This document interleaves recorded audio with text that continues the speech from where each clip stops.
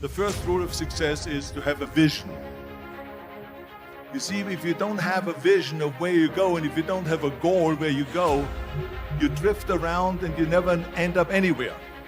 It's like you can have the best ship in the world, you can have the best airplane in the world. If the pilot or the captain doesn't know where to go, it will just drift around. It will not end up anywhere, or most likely in the wrong place.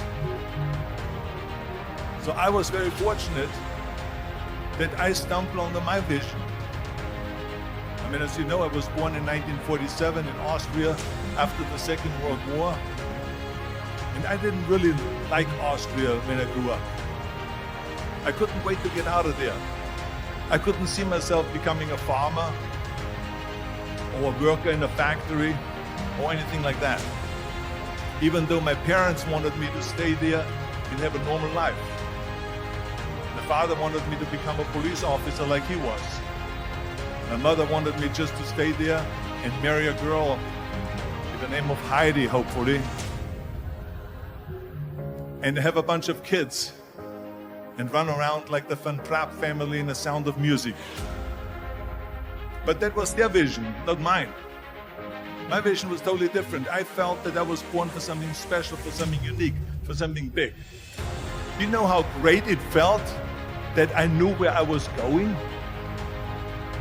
Imagine the majority of people don't know where they're going. It's when you have a goal, when you have a vision, everything becomes easy.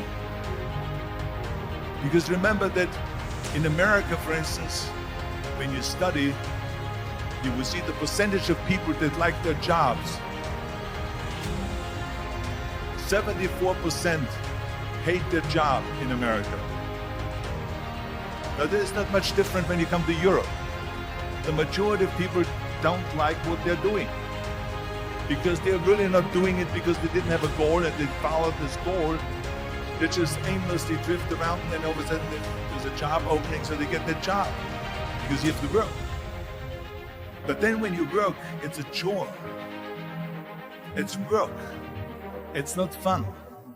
So if you think about, only a quarter of the people really enjoy what they're doing in life. That is unbelievable if you think about it. So I felt so blessed that I knew what I was doing. It's like a medical student that studies and knows he wants to become a doctor. You know where to go. So I knew where to go. So people always ask me, when they saw me in the gym in the pumping iron days, they said, why is it that you're working out so hard?